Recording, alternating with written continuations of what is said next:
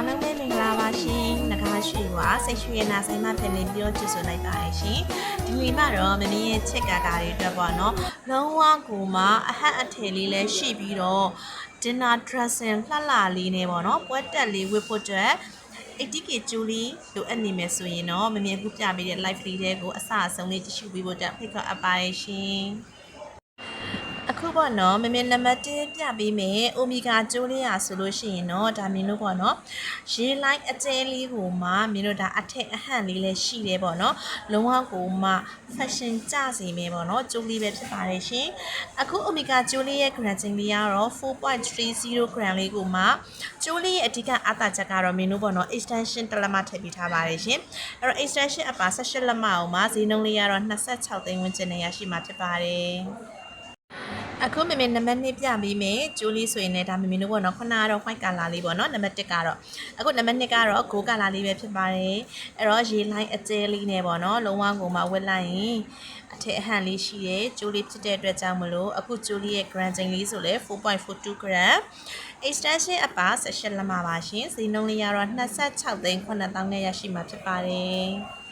အခုမမေနံပါတ်3ပြပေးမယ်ကျိုးလေးရဆိုရင်မင်းတို့ဒါလေးစပလိန်ပုံစံလေးကိုပေါ့နော်လုံးဝကိုမှဒါပလင်းလေးနဲ့ကိုမှ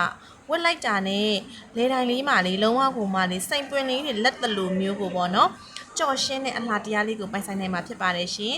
အခု 80k အိုမီဂါကျိုးလေးရဲ့ grading လေးရဆိုရင်တော့ 73.28 gram လေးပါရှင်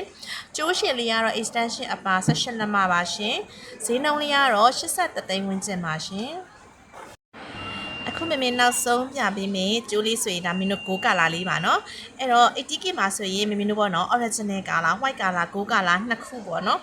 လာတဲ့အတွက်ကြောင့်မလို့ချစ်ကကာတွေရွေးချယ်ဖို့အတွက်ကိုမမေကဒီနေ့ရောင်းချပေးလိုက်တာဖြစ်ပါတယ်ရှင်ကဲအခုအမီကကျိုးလေးရဲ့gold color လေးဆိုအရန်ကိုမှဒါထည့်ပြီးတော့မှလှတယ်ပေါ့เนาะလှတာဆိုတာထက်